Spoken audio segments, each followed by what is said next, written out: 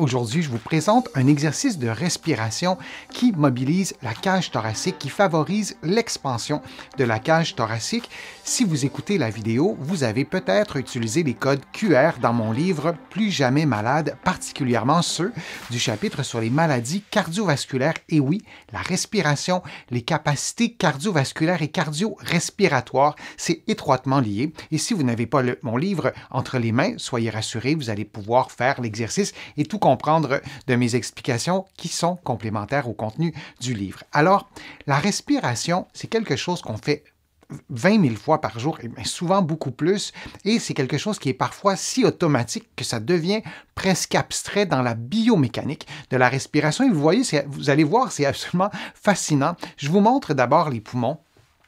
On les connaît, les poumons, mais moi, j'aime bien les montrer en 3D. Je le fais avec mes patients. Je montre ces illustrations-là, ces animations-là.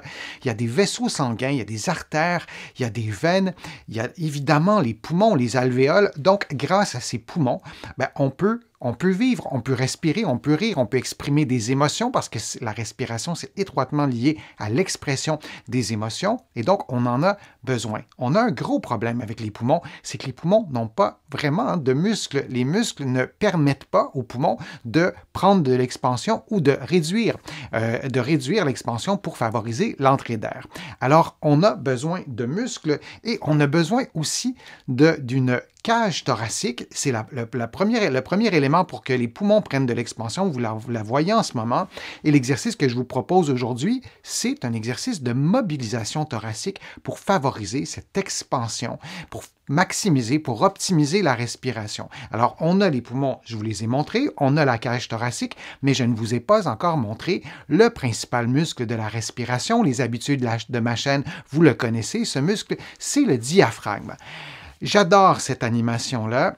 On a les poumons en rouge, les os en bleu, vous les voyez bien, et en bas des poumons, on a le diaphragme, qui est un muscle en forme de coupole. C'est une animation, c'est simplifié légèrement, mais ça se passe comme ça. Alors, lorsque le muscle se contracte, vous voyez le diaphragme descend.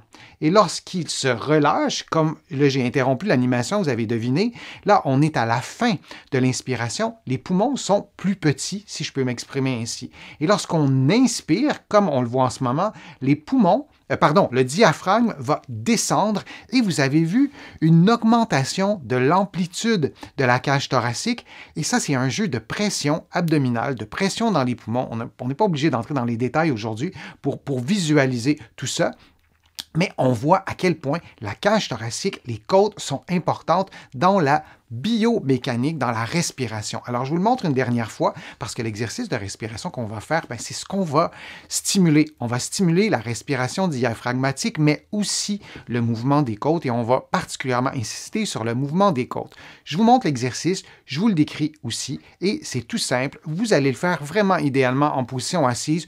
Vous pourriez le faire debout. On peut aussi le faire coucher, mais ce n'est pas idéal.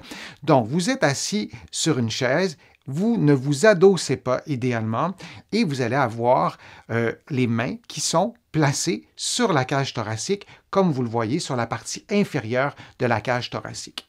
Vous allez inspirer lentement par le nez en gonflant le ventre légèrement, sans trop mettre l'accent là-dessus, mais surtout en permettant le mouvement d'expansion de la partie basse de la cage thoracique, comme vous le voyez à l'écran en ce moment.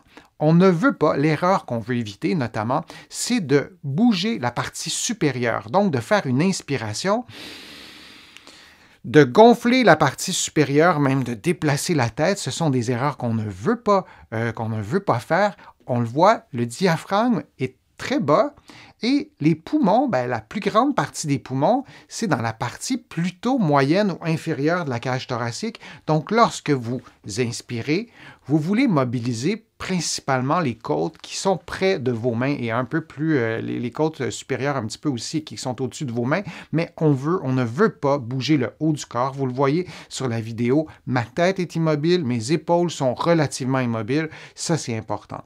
Et donc vous devez aussi garder un bon alignement entre les épaules, la tête et le dos.